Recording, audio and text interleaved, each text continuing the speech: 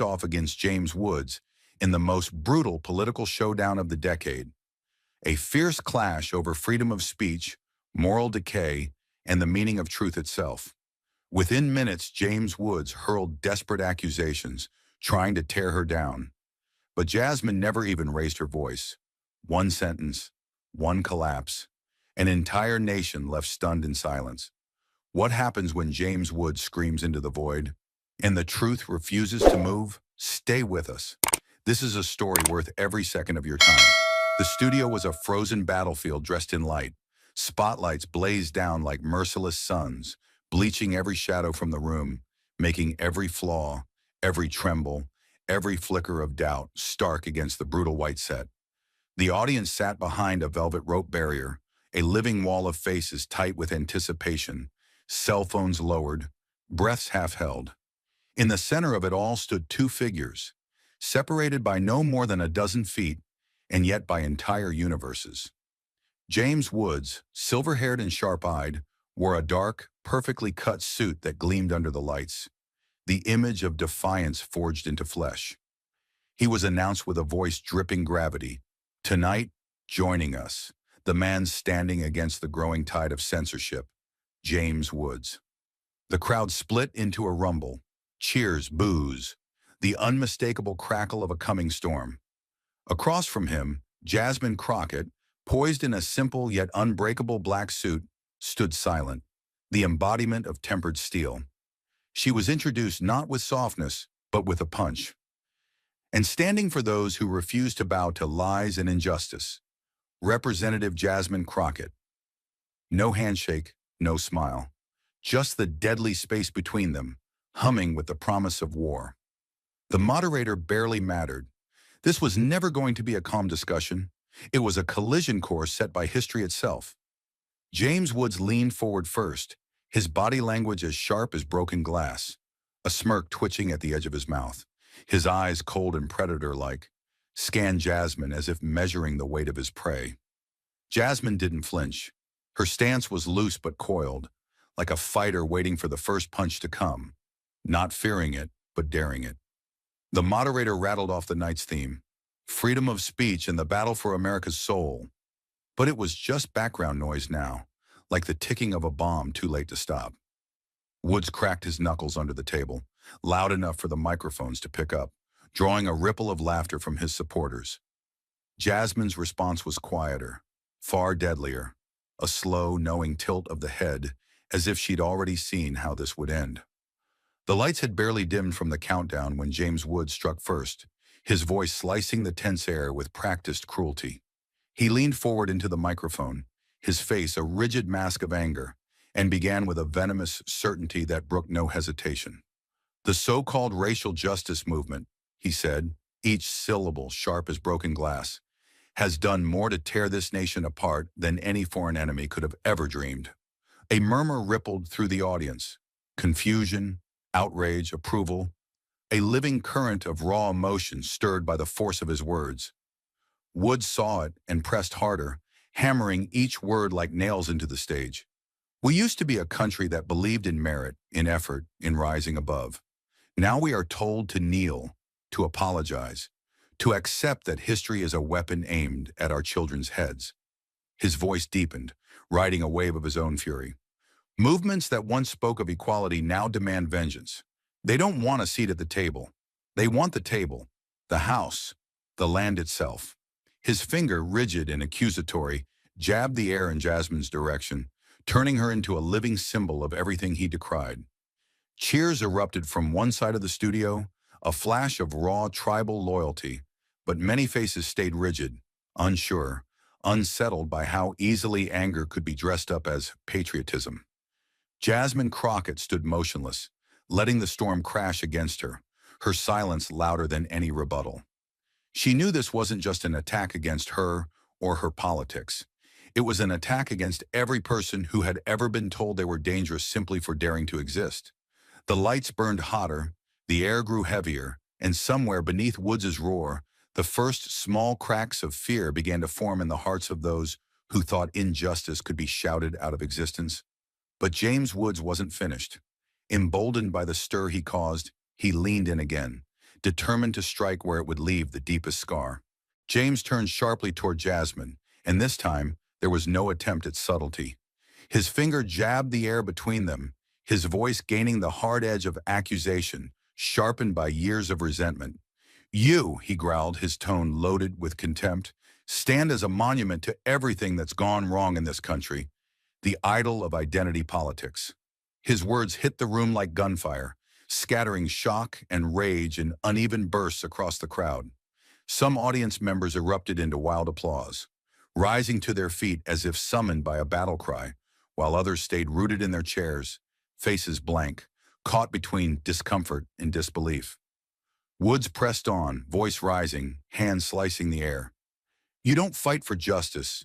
You fight for endless division, for keeping old wounds festering, open and bleeding, so you can trade them for power and pity." His accusations grew hotter, more venomous, fueled by a kind of desperate fury that mistook cruelty for strength. "People like you," he sneered, "don't want equality. You want permanent grievance. You want America to apologize forever, to kneel forever." The spotlight burned harder on Jasmine now, isolating her, magnifying her silence as the room roiled around her. But she stood still, absorbing every word without retreat, her presence a quiet but defiant refusal to be reduced to his caricature. She knew this performance by heart, had seen it played out in boardrooms, in courtrooms, in streets where protest signs were met with riot shields. In that moment, James Woods wasn't just attacking her ideas. He was trying to erase her existence from the national story, to paint her demand for dignity as a threat to the nation itself. Yet Jasmine knew true unity was never built on silence, never demanded forgetting, never required the victims to make themselves small for the comfort of the powerful. And as James's words faded into the electric hum of anger and uncertainty, she felt not defeat, but the gathering storm of something far more dangerous to men like him. The patience to wait for truth to strike back. For a moment it seemed the fury of James Woods might drown everything. But Jasmine Crockett did not flinch. Instead, she moved with the precision of a blade slipping through armor, her voice cutting colder and sharper than any shout. Jasmine leaned forward just slightly, her eyes locking onto Woods with a calm that burned hotter than anger. Her voice was low, deliberate, every word sharpened to pierce. "You talk about the soul of this country," she said, each syllable carrying the weight of generations. "You preach about virtue and decay. But tell me, Mr. Woods, have you ever truly looked into the mirror of your own past?" The words fell into the studio like heavy stones dropped into shallow water, breaking the surface, sending ripples through even the loudest partisans. For a heartbeat, the room seemed suspended in a strange gravity, as if everyone, even Woods himself, had forgotten how to breathe. Jasmine didn't blink, didn't falter. "You dare to lecture others on dignity," she continued, voice rising just enough to carve through the stunned silence. "When you have built your career on contempt, when you have wielded cruelty as your instrument and arrogance as your shield." She didn't need to shout. Her control was its own weapon, colder and more devastating than rage. Across from her, James Woods shifted in his seat, the first crack in his armor glinting under the unforgiving lights. And in that instant, it was no longer just a debate. It was an interrogation, and James Woods had nowhere left to hide. Jasmine saw the crack widen, and with the calm cruelty of a surgeon who knows precisely where to cut, she pressed forward. Not to wound for spectacle, but to expose a rot too long left hidden. Jasmine straightened her back, her voice dropping into a lower, more measured register that carried across the studio like the cold certainty of a final verdict. "Amber Tamblyn was 16, she began, her words slow and deliberate, each one spaced like hammer strikes on a war drum. 16 years old, a child by every legal, moral, and human standard. She let that number hang in the air, heavy and undeniable, before driving the blade deeper. "And yet you, Mr. Woods, a man old enough to know better, powerful enough to know the difference, invited her to Las Vegas, smiling as if her age was not a warning, but a temptation." A visible ripple tore through the audience. Some shifted uncomfortably in their seats. Others froze entirely, their faces caught between disbelief and slow, growing horror. Jasmine didn't let up. Her voice remained calm, almost surgical, giving no quarter to the man across from her. And when she reminded you that she was underage, you didn't recoil. You didn't apologize. You said, even better. She paused, letting the words twist like a knife between them. The silence afterward heavier than any shout could have been. The camera operator instinctively pushed the lens closer, zooming tight on James Wood's face, now glistening with the first real beads of sweat, his jaw clenching and unclenching, as if trying to chew through the trap he had set for himself years ago. Jasmine stood utterly still, embodying not just herself, but every girl who had ever been reduced to an opportunity rather than a human being. In the searing heat of the lights, the truth was inescapable. Not wrapped in arguments, not clouded by noise. Raw, brutal, and laid bare for all to see. James Woods tried to hold on to his smirk, but it wilted at the edges, revealing the fragile scaffolding of a man who had built his outrage on sand. And as the seconds dragged into eternity, it became clear. There were no clever words that could unmake what had just been named. The battlefield had shifted, and for once, it was not the loudest voice that commanded it, but the one that dared to speak the simplest, hardest truth. But even as the truth hung heavy in the air, James Woods refused to yield. Pride, or desperation, forced him to reach for the one weapon he had left, denial wrapped in contempt. James Woods let out a sharp, humorless laugh, a brittle sound that cracked against the silence like a whip. He leaned back in his chair with exaggerated ease, though the tension in his jaw betrayed him, and waved a dismissive hand toward Jasmine. "A lovely little script," he sneered, his voice oozing condescension, "crafted by the finest minds of the progressive smear machine." The words dripped with derision, but they landed awkwardly, glancing off the raw gravity Jasmine had already carved into the room. "Everyone knows," Woods continued, forcing a grin that looked more like a grimace, "these so-called accusations are nothing but political theater. Desperate lies from desperate people who can't win with the truth." Some in the audience clapped, a sharp, scattered noise more reflex than conviction, while others sat stone-faced, the seed of doubt already growing where certainty once lived. The cameras stayed close on Woods' face, capturing every forced smirk, every twitch of nerves just beneath the surface. Jasmine said nothing yet. She didn't need to. The truth she had dropped into the room was doing its work in silence, heavier than all of Woods' bluster. And somewhere deep inside the theater of his defiance, James Woods seemed to sense it too. That denial, no matter how loud, could not erase what had already been seen. Feeling the ground shift beneath him, Woods lashed out harder, trying to claw back control with the only weapons he had left. Anger and accusation sharpened into blind, reckless fury. James Woods leaned forward, abandoning any pretense of composure, his voice hard and slicing. "This is what you do," he snapped, jabbing a trembling finger in Jasmine's direction, his words speeding up as desperation overtook him. "You and your movement. You turn lies into swords, you turn pity into power, and you use it to destroy anyone who doesn't bow to your narrative." His voice cracked slightly on the last word, but he pushed through, louder, meaner. "You weaponize guilt, you rewrite history, and you call it progress when it's nothing but the same old hunger for control, just dressed in new clothes." The audience stirred uneasily now, the earlier energy fading into a sticky discomfort, as if even those who had cheered him were beginning to taste the bitterness spilling from his mouth. "You don't want equality," Woods continued, spitting the word like it was poison. "You want obedience. You want everyone who disagrees with you labeled a bigot, crushed, erased." His face reddened under the studio lights, veins standing out against his temples, as if the force of his own outrage was tearing him apart from the inside. Jasmine said nothing. She didn't need to. Her silence exposed his spiral more ruthlessly than any shouted rebuttal ever could. Around them, the air thickened, as if the room itself was recoiling, the cameras catching every twitch, every ragged breath, every inch of a man unraveling before millions of watching eyes. Jasmine let the silence stretch, let the weight of history settle thick over the room before lifting her voice, not to accuse but to reveal what so many were taught to suffer quietly. Jasmine unfolded the paper slowly, the sound sharp in the suffocating quiet, like the opening of a courtroom file before the verdict is read. She didn't rush, didn't grandstand. The truth didn't need theatrics.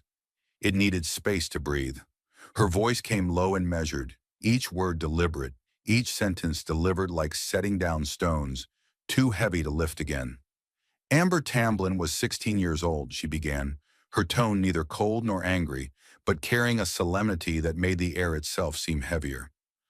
She wrote of a night that stayed with her, not because it made her feel powerful, but because it made her feel small, seen not as a person, but as an opportunity. Jasmine's eyes stayed locked on Woods, refusing him the escape of looking away. I was just 16, she said, still thinking every adult in the room wanted to protect me, not mark me, still naive enough to believe that smiles were safe. The crowd had grown utterly still, as if the air itself refused to move. Jasmine pressed on, her voice slicing deeper, unwavering. When he invited me to Las Vegas, she wrote, I laughed. I thought he was joking. I thought adults didn't really mean things like that to girls like me. I reminded him of my age, 16, barely out of childhood. Jasmine's fingers tightened subtly on the paper, anchoring herself against the swell of fury that wanted to break the clean line of her voice. He didn't apologize, she continued. He didn't step back. He smiled wider, like my being young wasn't a barrier. It was the prize. Jasmine paused then, letting the sickening weight of those words sink in. Across the room there was a visible shudder, an almost physical recoil from faces who had until moments ago sat in easy judgment. Jasmine lowered the page just slightly, her voice now as sharp and cold as a blade drawn under the skin. When she said she was 16, James Woods looked at her, Jasmine said, slow and deliberate, and answered, even better. The phrase didn't echo like a shout. It landed like a stone dropped in a deep well, heavy and sickening, impossible to pull back. The cameras zoomed tighter, catching every crack forming in Wood's expression. The forced tightness of his jaw, the shallow, rapid breaths he couldn't quite hide. Jasmine stood silent for a moment after, letting the truth radiate outward, refusing to rush past it, refusing to let the room pretend it hadn't heard. It wasn't just an accusation anymore. It was a memory dragged into the harsh light, undeniable, unsanitized, and irreversible.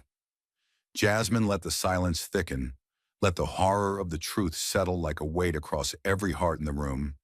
And then, with a voice as calm as it was devastating, she asked the question no one could unhear. She straightened slowly, her hands resting lightly on the table, her gaze never wavering from the man squirming across from her. Her voice was quiet, almost gentle, but the blade hidden within it gleamed sharper than ever. Tell me, Mr. Woods, Jasmine said, her words deliberate, each syllable carrying the weight of a verdict long overdue.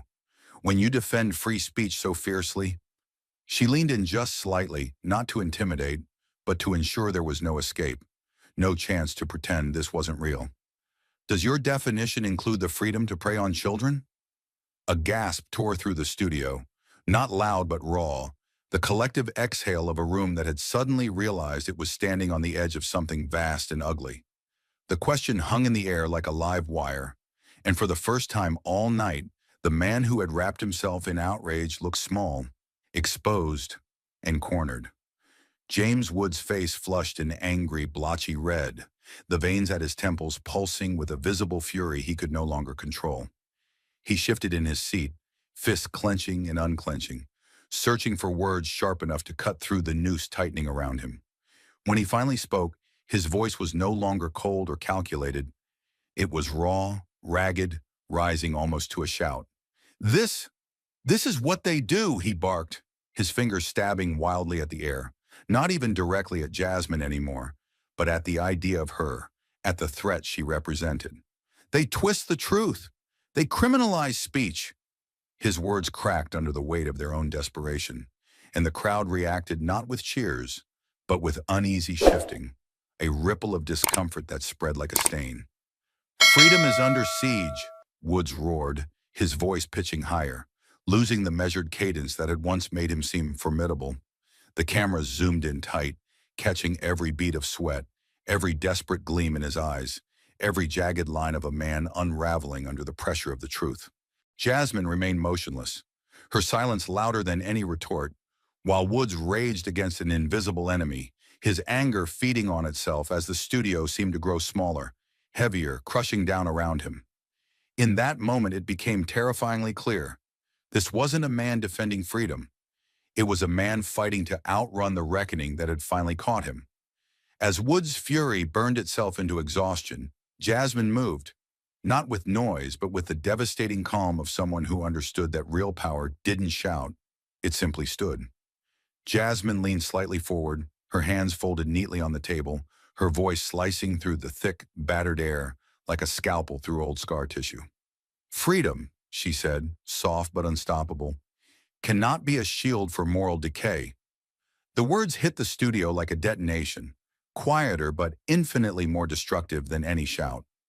Instantly, the room split down an invisible fault line, two opposing currents of belief crashing violently into one another. On one side, furious applause erupted, raw and wild, fists pumping in solidarity.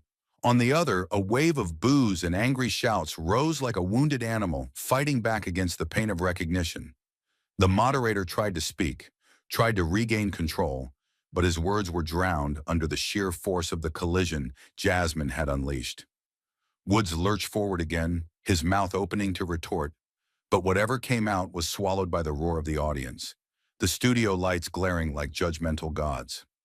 Jasmine's voice, though soft, carried the weight of 1,000 silenced truths, and she did not stop there. "Freedom demands responsibility," Jasmine continued, her voice gaining the weight of iron forged in fire. "And when we defend the indefensible under the banner of liberty, we are not protecting democracy, we are poisoning it from within." Jasmine didn't move. She sat still in the center of the chaos, the eye of the storm she had summoned, unshaken as the truths she spoke ripped through the carefully constructed illusions around her. In that moment, it was no longer just a debate. It was a reckoning, and every person watching knew they had crossed a line they could never uncross. As Jasmine's words settled into the broken air, like shards of glass, the tension inside the studio finally snapped. Not into silence, but into something far louder, far more dangerous. At first, it was a single sound, a lone pair of hands clapping somewhere near the front rows, sharp and defiant. Then another, and another. The applause grew rapidly, erupting from pockets of the audience like sparks catching dry brush, until half the studio was on its feet, roaring their approval for Jasmine Crockett. Their faces burned with righteous fury, their cheers raw with the kind of cathartic release that only comes when truth punches a hole through the thick walls of polite deception. They clapped not just for her words, but for every moment they had been told to sit down, to stay quiet, to swallow injustice whole, and call it unity. Jasmine remained still at the table, letting the sound crash over her like a storm she had always known was coming, her face unreadable, carved in the calm of someone who understood that victory wasn't noise, it was surviving the flood.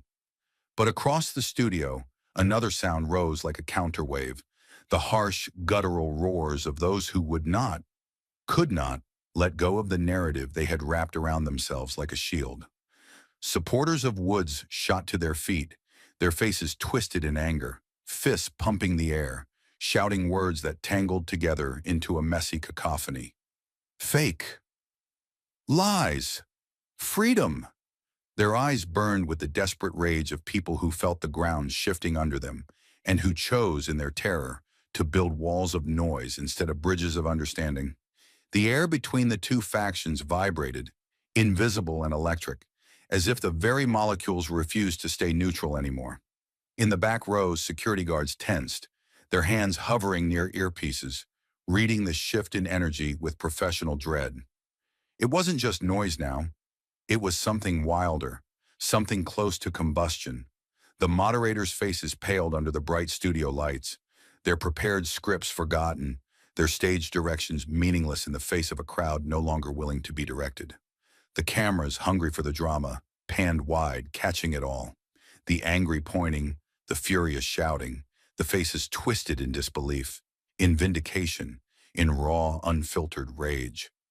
Jasmine stayed seated, but it was clear she controlled the center of the storm now. Wood stood too, but his movements were jerky, reactive, the stance of a man who was no longer leading, but desperately following the noise of his own crumbling army. He tried to speak again, thrusting a hand toward the camera as if reaching for the public itself, but his words were swallowed by the maelstrom before they even fully formed. "You see?" he shouted hoarsely, though few heard him clearly. "You see what they do? They want to silence us. They want to erase us." His voice cracked at the edges, the once sharp weapon of his charisma now dulled into a blunt, ugly instrument, swinging wildly in a room that was no longer listening. The supporters who clapped for Jasmine grew louder, stronger, their cheers taking on a chant-like rhythm, pounding the walls, drowning out Wood's desperate cries. "Truth! Truth! Truth!" they roared, not just for her, but for themselves, for the years they had spent unseen, unheard, dismissed. Meanwhile, Woods' defenders screamed back their own chants, jagged and furious. "USA! USA! USA!" A battle cry twisted into a wall of denial, as if patriotism could erase the stench of what had just been exposed. The clash of sound became a physical thing, a living beast that filled the space between Jasmine and Woods, between past and present, between the story America told itself and the story now bleeding out under the harsh, merciless lights. Sweat poured down Woods' face, his jacket sagging off his shoulders as if even the fabric had given up trying to hold him upright. Jasmine remained composed, almost eerily so, her hands folded neatly in front of her, her expression a calm fury burning at the exact temperature where metal bends, but does not break. For a brief moment, a chant from Woods' side faltered, sputtered out as a camera zoomed in tight. Not on Jasmine's poised stillness, but on Woods' trembling hands. It was a small thing, almost invisible in the chaos, but it was enough. Enough to plant the first seeds of doubt in the minds of even his fiercest defenders. Enough to splinter the certainty that had fueled their rage. And Jasmine felt it. That subtle shift, that moment when noise starts to turn against itself. She didn't gloat. She didn't even smile. She simply leaned into her microphone, waiting for just the smallest pocket of space to open amid the roar, and spoke again, quiet, steady, undeniable. "You can shout down the truth," she said, her voice threading through the chaos like a silver blade, "but you cannot erase it." The words didn't crash or explode. They moved differently. They burrowed, lodged deep, in places anger couldn't reach, in places fear couldn't silence. And as the studio shook with the fury of a nation tearing itself along ancient, still bleeding lines, Jasmine Crockett sat unbowed, the living embodiment of a truth too long buried and far too powerful now to be ignored. As the chants and shouts clashed around her like storm waves battering a cliff, Jasmine moved with the slow, lethal certainty of someone holding not just an argument, but the final, irrefutable blow. Jasmine reached calmly into her folder again, her movements almost reverent, as if she were preparing to place the final stone on a monument built not from victory, but from survival. The paper she pulled out this time was heavier, thicker, not just in weight, but in meaning. She set it flat on the table, unfolding it with the kind of steady hands that spoke louder than any shouting voice could. Then, without a single glance toward the chaos around her, she lifted her eyes to James Woods and began. "This," she said, her voice carrying over the storm with the gravity of a judge pronouncing sentence, "is what you forgot, Mr. Woods. What you hoped no one would dare bring into the light." She tapped the first page lightly with one fingertip, and the screen behind them flickered to life, filling with projected posts, screenshots of James Woods' own words, torn from the angry depths of social media, now laid bare under the merciless studio lights. One by one, the images flashed across the screen. A post accusing immigrants of infesting America, dripping with the language of dehumanization. A meme mocking victims of racial violence, laughed off as jokes too edgy for the woke mob. A conspiracy theory-laced rant accusing female accusers of being paid actresses sent by Soros. Each post, each sneer, each festering lie built upon the last, forming a towering indictment of the man who had spent the evening howling about the purity of free speech. The crowd shifted again, a new current of horror moving through both sides of the divided room. Even among those who had stood cheering for Woods minutes earlier, heads turned toward the giant screen, faces tightening with discomfort, with doubt. Jasmine didn't raise her voice. She didn't need to. She simply let the evidence speak for itself, every hateful syllable echoing longer and heavier than any shouted defense. She turned the page. And it didn't stop with words, Jasmine continued, her voice now a scalpel peeling back the layers of rot. When women like Amber Tamblyn spoke out, when young girls had the courage to name what had been done to them, what did you do, Mr. Woods? Her tone hardened, not into rage, but into something colder, something heavier. You mocked them. You accused them of lying. You planted the seeds of doubt with every follower you could reach, every microphone you could grab. You didn't defend your innocence. You attacked their right to be heard. The screen behind her shifted again, this time showing leaked emails, communications sent from Woods' representatives to media outlets, attempting to discredit the women before they even finished telling their stories. Unreliable, one email read. Known for attention-seeking. Questionable mental health, another sneered. Every tactic as old as power itself, to destroy not the accusation, but the accuser. The audience had stopped moving now. The chants had sputtered into stunned silence. Only the hum of the lights and the sharp breathing of the people remained, filling the void where certainty had once lived. Even Woods' own supporters seemed paralyzed, their anger caught mid-throat, their fists falling limply to their sides. James Woods himself sat motionless, color draining from his face, his hands gripping the edge of the table so tightly his knuckles turned bone-white. Sweat carved bright tracks down his cheeks. He opened his mouth as if to protest, but no words came. There was nothing left to say. Jasmine saw it, the collapse, the crumbling, but she gave no smile, no gesture of triumph. She simply leaned a fraction closer to her microphone, her voice dropping into the kind of deadly calm that no storm could shake. "Tell me, Mr. Woods," Jasmine said, her words sharp as broken glass, each one deliberate and merciless, slicing through the thick, choking air. "Do you truly believe that this—" She gestured toward the damning images still glowing behind her. "Is freedom?" She paused, letting the silence after her words settle like a heavy, final stone. "Or is it just the freedom to deceive, to destroy, and to call it patriotism when what you really want?" Her voice softened, the blade twisting with surgical precision. "Is the freedom to never be held accountable?" The lights seemed to burn brighter in that instant, casting every flaw into brutal clarity. The sweat on Wood's brow, the tremor in his hands, the wreckage of a man exposed not by someone else's words but by his own. Jasmine sat back slowly, her hands folded once more in front of her, unmoving, the quiet force of a truth no amount of shouting could bury again. The studio remained frozen, a breathing, living testament to the reckoning they had all just witnessed. In that moment, Jasmine Crockett didn't just win an argument. She didn't just defeat an opponent.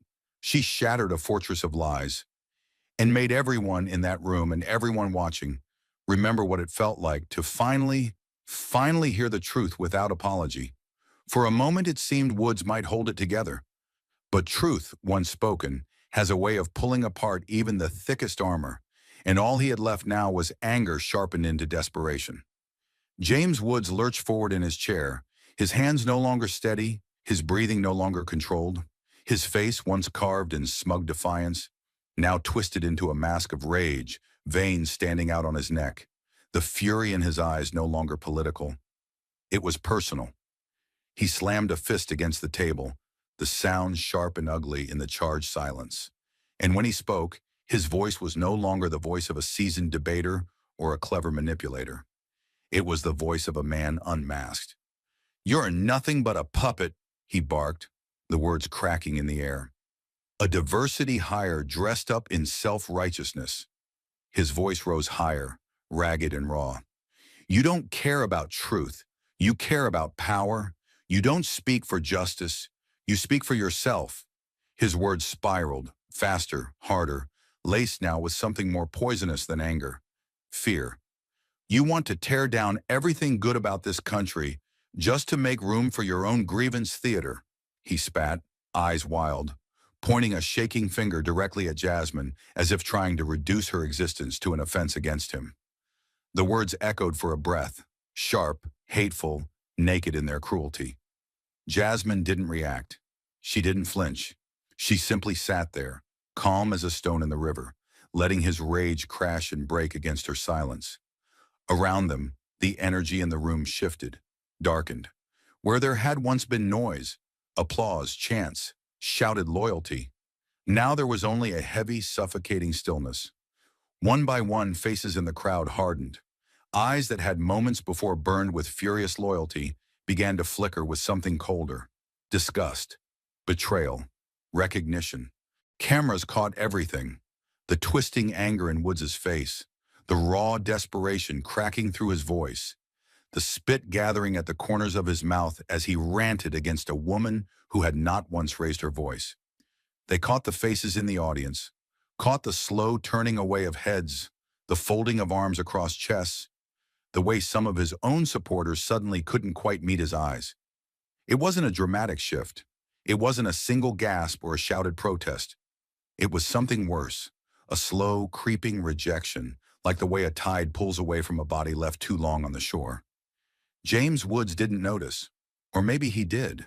Maybe some deep, frightened part of him realized he had gone too far, but pride was a beast that would not let him retreat.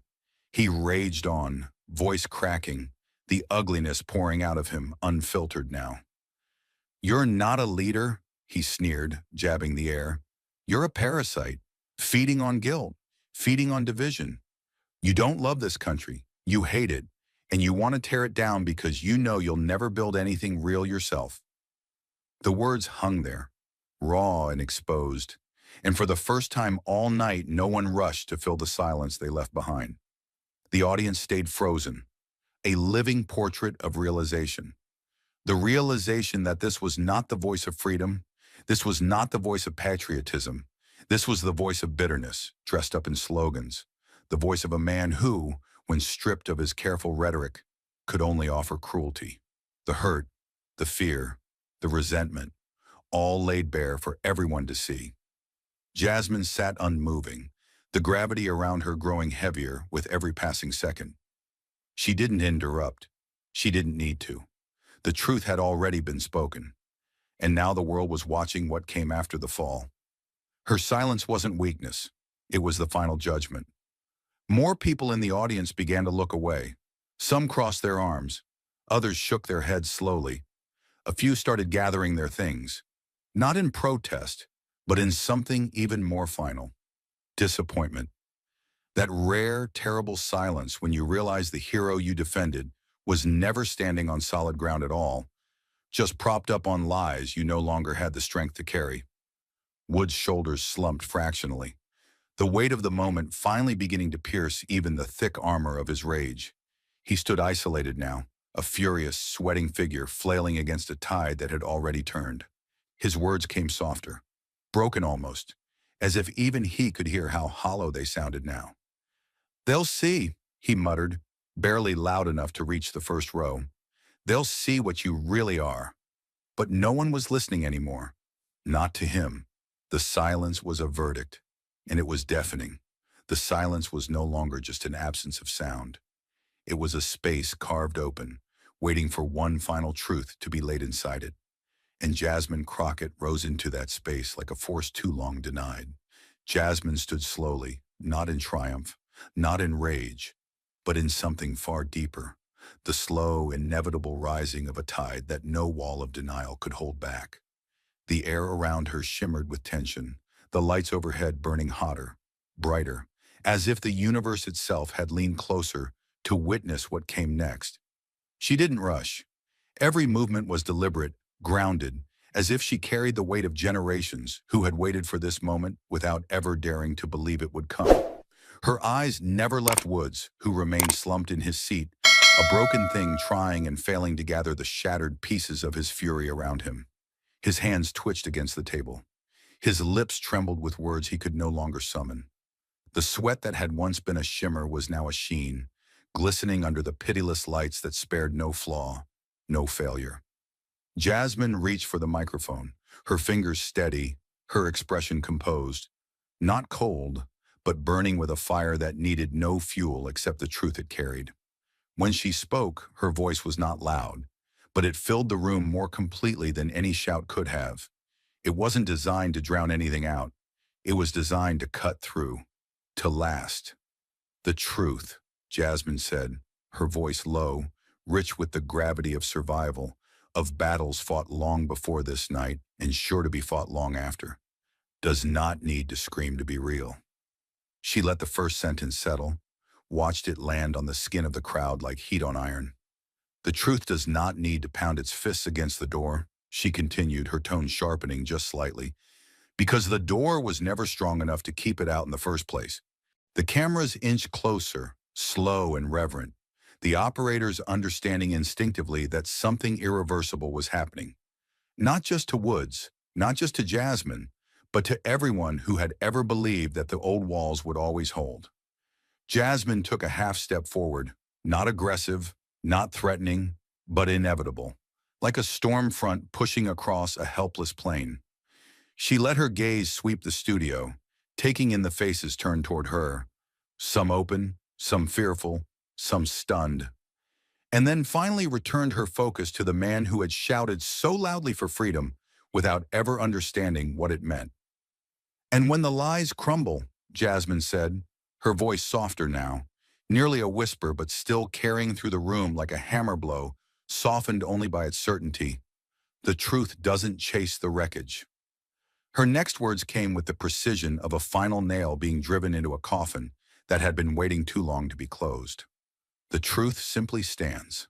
She leaned closer to the microphone, and the lights caught the fierce, quiet blaze in her eyes. A blaze not born of anger, but of something far more unstoppable. Faith. Faith in the simple, unyielding power of what was real.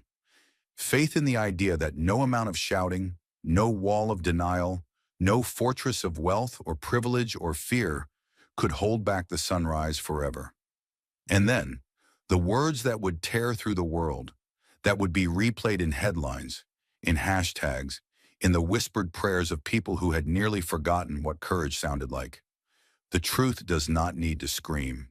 It only needs to stand and wait for the weak to collapse."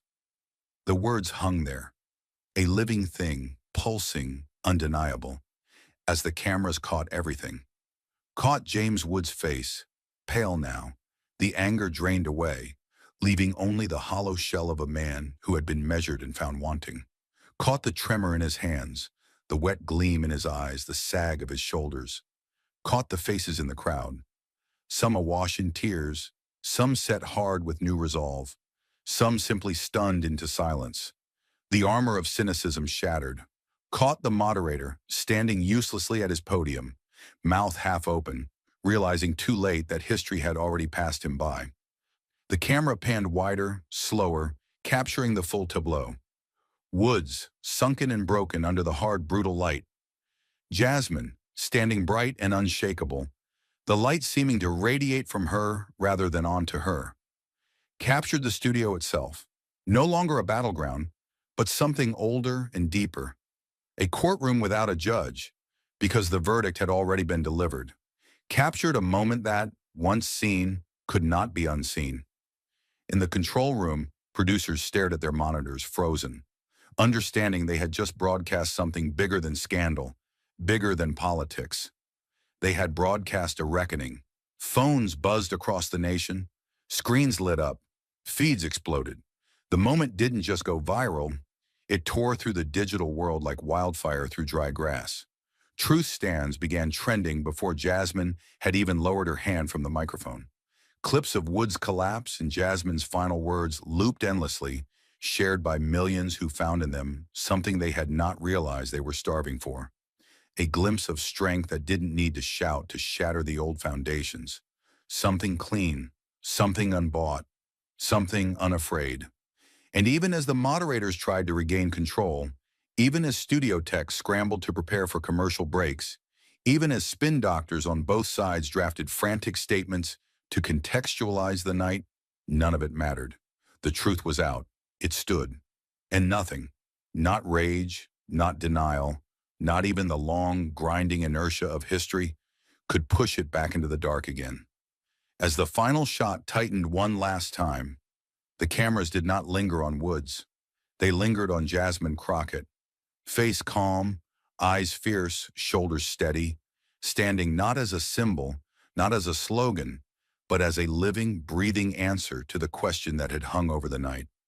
What happens when the truth stops whispering and simply refuses to move?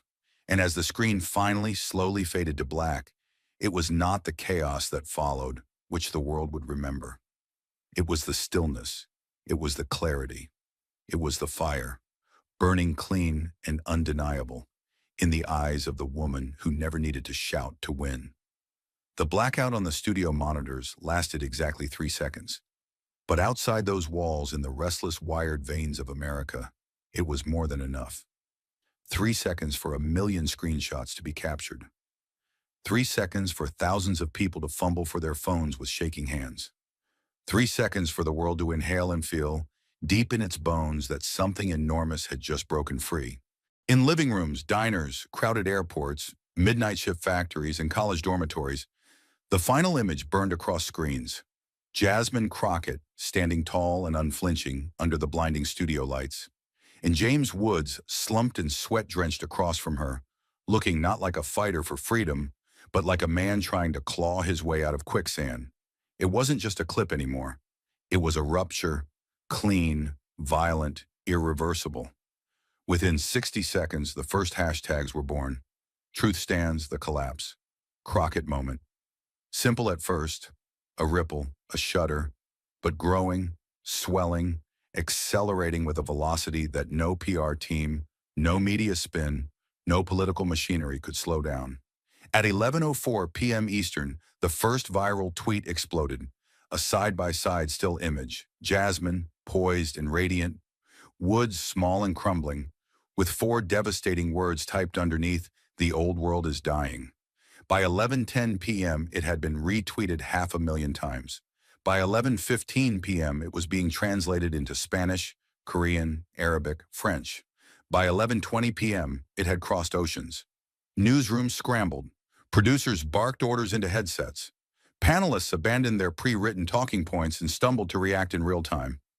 Analysts tried to reframe the moment, to contain it, but every attempt sounded hollow against the raw footage being replayed endlessly, mercilessly. Jasmine standing, speaking a truth so simple it detonated decades of false narratives. Woods raging, unraveling, breaking. On YouTube, reaction videos flooded in like a dam had burst. Teenagers, teachers, veterans, activists, even celebrities blinking into their webcams, saying variations of the same thing. Did you see that? Did you feel it? Something changed tonight. Talk radio hosts who had spent years mocking wokeness stuttered and stumbled. Some doubled down, frothing about liberal traps, but their words rang with a desperation too naked to hide. Others, quieter and more calculating, pivoted mid-broadcast, sensing which way the wind now howled. Editorial boards huddled overnight, arguments breaking out behind closed doors. What headline could possibly fit? What spin could possibly stitch the old story back together? By midnight, the story had outpaced them all. No longer was it about policy or talking points or party loyalty. It was about power, about the sickening realization that for too long, power had been defended with noise. And that night, someone had stood up and simply let the silence do the bleeding. Viral clips focused on Jasmine's closing line. The truth does not need to scream. It only needs to stand and wait for the weak to collapse. Some spliced it into songs. Others carved it into stark, black and white GIFs that repeated endlessly, like a slow drum beat in the collective mind. Artists began sketching her pose, standing alone under a collapsing storm, within hours. Political memes, protest signs, graffiti walls in Brooklyn, Oakland, Atlanta, all carried the image of Jasmine standing firm while the old guard crumbled around her. On Reddit, subforums lit up with discussions far deeper than the usual partisan chatter. This wasn't about left or right, one post read, upvoted 70,000 times in minutes. This was about someone finally refusing to be baited into a screaming match and just letting the truth do what it always eventually does, burn the lies to the ground. In high school classrooms the next morning, teachers found their students already quoting her words before the first bell rang. In downtown cafes, laptops glowed with the freeze frame of Woods' collapse, an image passed around with a mix of awe and quiet, solemn satisfaction. Uber drivers talked about it between fares. Baristas wrote number truth stands in foam-atop lattes. Tattoo shops reported appointments booked for the weekend. Jasmine's final words etched into skin. But not everyone celebrated. In smoky backrooms, political strategists pounded tables, furious at how quickly their narratives had been swept away like sand in a flash flood. Conservative megadonors convened emergency meetings. Crisis PR firms scrambled to dig up old controversies, anything that might tarnish Jasmine's sudden, searing ascendancy. It didn't matter. By the time they understood the scale of what had happened, it was already too late. The beauty and the terror of viral truth was that it could not be unmade. No amount of op-eds, no amount of carefully curated interviews could scrub the image now burned into the public's collective retina. A woman standing calm in the center of a storm, letting the old world tear itself apart around her. Cable news tried to frame it in their usual partisan binaries. Was Crockett's attack too harsh? Is free speech under siege? Was Woods ambushed? But the public didn't care about the frames anymore. They cared about the feeling, the electric, breathless clarity of watching someone refuse to be baited, refuse to drown, refuse to apologize for demanding better. By 2 a.m., Jasmine Crockett's follower count had tripled. By 2:30 a.m., shirts with her quote were being printed in basement shops and Etsy stores. By 3 a.m., the first think pieces began to appear, but they read like aftershocks, not earthquakes. The earthquake had already come. The landscape was already different. In some corners, Wood's most loyal defenders raged on, but their numbers dwindled by the hour. Their tweets grew angrier, more frantic, more conspiratorial. They screamed about censorship, about persecution, about witch hunts. But the power behind their noise was gone, drained away by the simple, devastating optics of the night before. The new world wasn't shaped by their shouting anymore. It was shaped by the sight of a woman who didn't need to scream, who stood. And as the sun began to rise over a shaken, blinking America, the hashtags hadn't slowed. They had only grown fiercer, stronger, carving themselves into history. Truth stands. Crockett moment, the collapse. This was not the end of a conversation. This was not a scandal to be papered over. This was not a gotcha moment. This was a fire, a wildfire, and nothing could put it out now. The doors of the studio swung open with a soft, mechanical hiss, but to Jasmine Crockett, the sound seemed deafening against the heavy silence clinging to her skin. For a moment, she stood just beyond the threshold, caught between two worlds, the one she had just cracked open behind her, and the unknown, trembling one waiting outside. The night air hit her in the face, cold and sharp, as if the universe itself had been holding its breath and now, finally, dared to exhale. Behind her, the building still glowed under the unforgiving lights, the place where a carefully built lie had collapsed, and where a single steady voice had torn through the noise without ever raising above a whisper.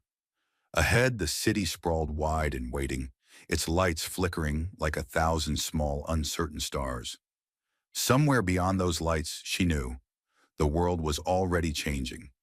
Not in sweeping parades or roaring applause, but in smaller, fiercer ways. In the quiet reshuffling of hearts, in the invisible tilting of the old cracked ground. Jasmine didn't look back.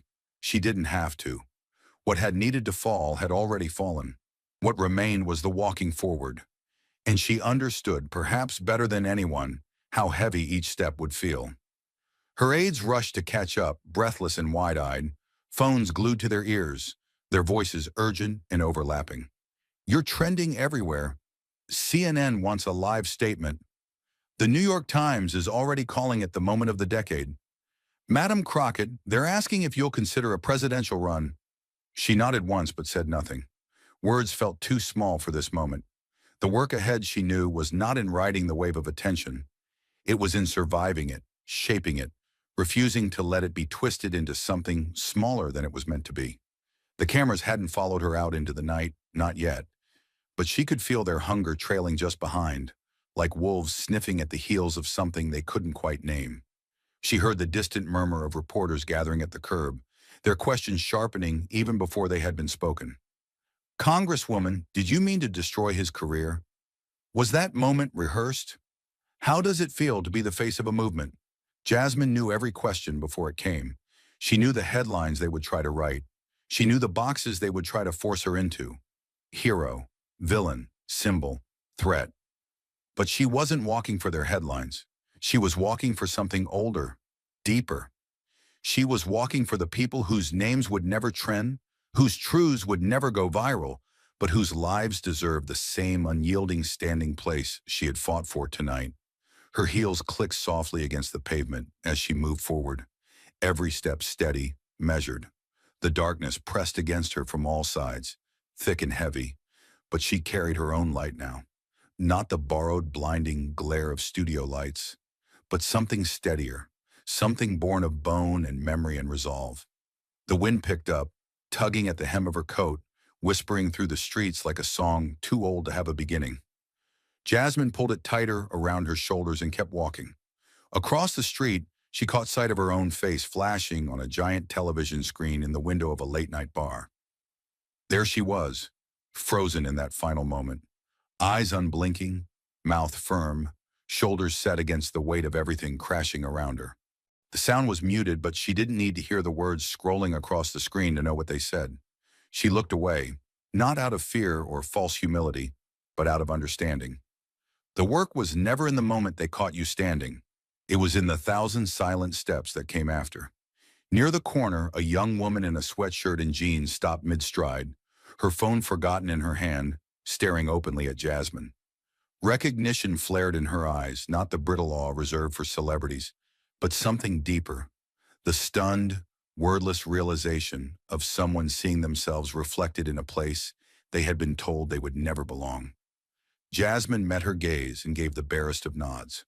Not permission, not absolution, but acknowledgement. The girl smiled, tentative but wide, and Jasmine smiled back, the corners of her mouth lifting just slightly before she turned once more toward the waiting dark. Behind her, the studio doors closed with a heavy mechanical thud. Ahead, the city breathed. Somewhere a siren wailed. Somewhere a neon sign flickered. Somewhere a clock ticked, marking the first minutes of a world that could never go back to what it was before. And Jasmine Crockett walked forward into it. Not as a savior, not as a symbol, but as a woman who had simply refused to collapse. The cameras would catch up eventually.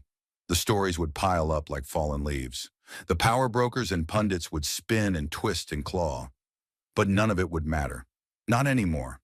Because the truth, the real, stubborn, shining truth, was already moving faster than any of them could chase. It was moving in 1,000 small steps, in 1,000 unseen hearts, in the silent, stubborn rising of people who understood now, finally, that they didn't need to scream to be heard. They only needed to stand. And as Jasmine disappeared down the long, empty street, the faint glow of her figure slipping into the deep folds of the city, the world, broken and bewildered, began to reshape itself in her wake. The lesson was never about who shouted the loudest or who threw the sharpest accusation. It was never about winning a moment on a debate stage or delivering the perfect viral quote. The lesson, carved into the bones of that night, was about what happens when truth refuses to back down, when it stands quietly, steadily, under the crushing weight of systems designed to silence it. Jasmine Crockett had faced a storm of noise, of contempt, of centuries-old dismissals sharpened into new, modern weapons. She had been baited, mocked, targeted, not just as a politician, but as a woman, as a person of color, as a symbol of everything the old world feared losing. And yet she had not screamed. She had not begged for space. She had not demanded respect. She had simply held her ground until the lies collapsed under their own emptiness. The human heart, battered by years of cynicism and noise, recognized something real in that moment, something that did not need to be explained, only witnessed. That the strongest voices are not the ones that dominate the room by force, but the ones that survive the fire and still whisper the truth afterward. That dignity, when held long enough and fiercely enough, could fracture even the tallest walls of power without lifting a fist.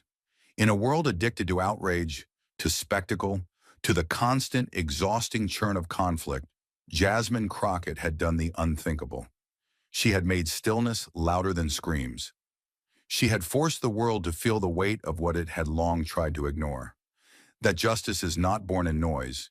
It is revealed when noise is stripped away. The lesson was brutal in its simplicity and terrible in its demand. True strength is not the ability to destroy your enemy in public. True strength is the refusal to become your enemy in the process. It is the patience to let arrogance expose itself. It is the courage to speak when it is dangerous. And to stand silent when speaking would make you no different than those who weaponize sound to cover their fear. Jasmine's battle was not just against James Woods. It was against a culture that rewarded rage, that mistook volume for virtue, that taught the powerful they could outshout the truth forever. And that night, she didn't just prove them wrong, she made the whole world feel how wrong they had been, down to the marrow of their bones. In every click, every replay, every stunned silence that followed, there was a quiet, undeniable reckoning. The future would not belong to those who screamed loudest. It would belong to those who stood when everything tried to push them down, and who refused to vanish. Thank you for watching until this moment, and for standing with us on this journey for justice. Your support means everything. Like, subscribe, and turn on notifications so you never miss what's next. And we'd love to hear your thoughts. Leave a comment below, and let us know what moved you most in this story. Together, our voices make a difference.